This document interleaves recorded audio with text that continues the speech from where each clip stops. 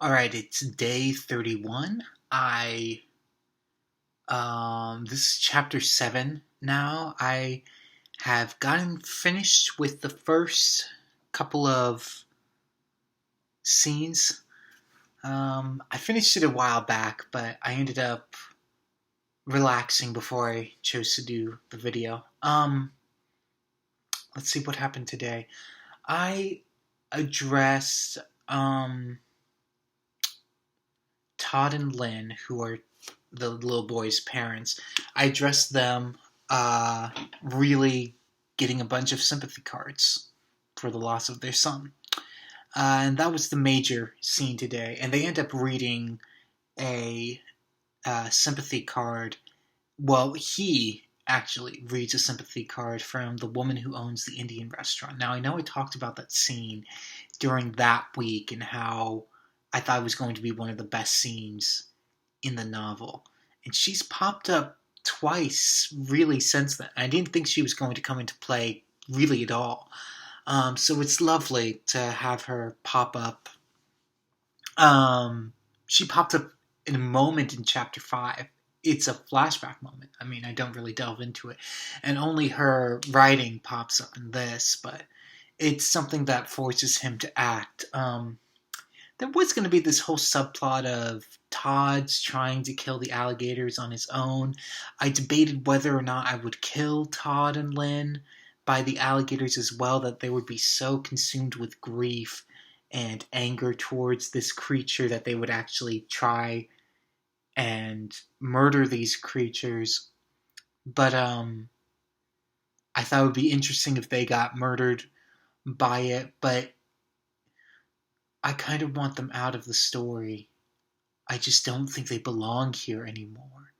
I think the thing that makes the most sense to me now is that after they really, or at least he, because she's never really going to get over this, unfortunately,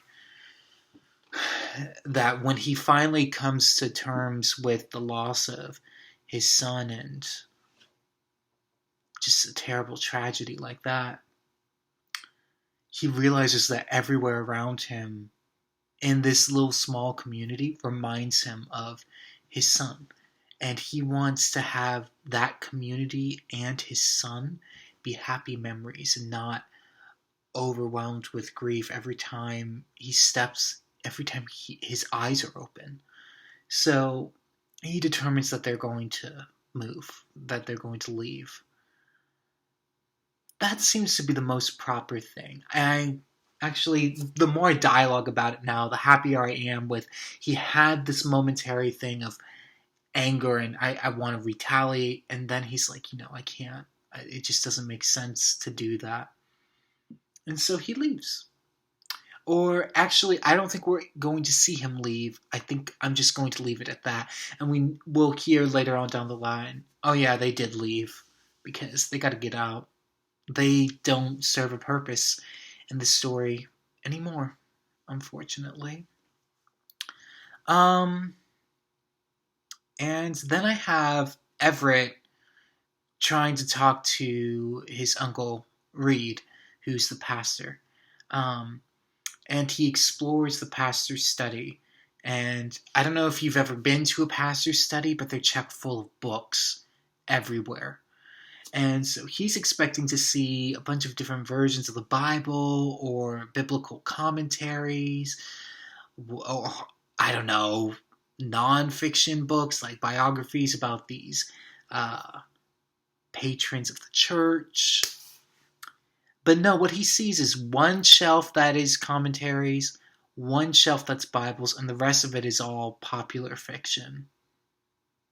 And he has it stacked of the top 10 best-selling books of every year all the way back to 1968, which is really, really odd.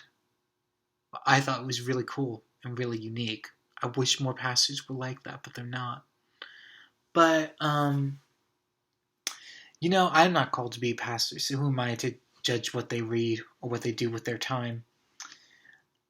Anyways, yeah, that's pretty much what happened today. I am Not really sure where it's heading tomorrow. I think I know what I'm going to do on Wednesday or at least Thursday. Um, I have a little bit of an idea of what to do for Friday, but getting to that point, it's a little blurry right now. But you know what? God came through and He gave me the words to write today, and I am happy with where things are at with the novel right now. But the alligator is coming. The second death is coming this week. And I'm excited to get back into it pretty quickly because it took a really long time to get to that first death. And granted, this is about 9, 10 days later of writing to get to this point. But I think it will be worth it. And when you read it in quick succession, it's not going to seem like that much time. But anyways, I will catch you guys tomorrow. And remember the mantra, the Gator. It's exactly what you think it is. Whoop!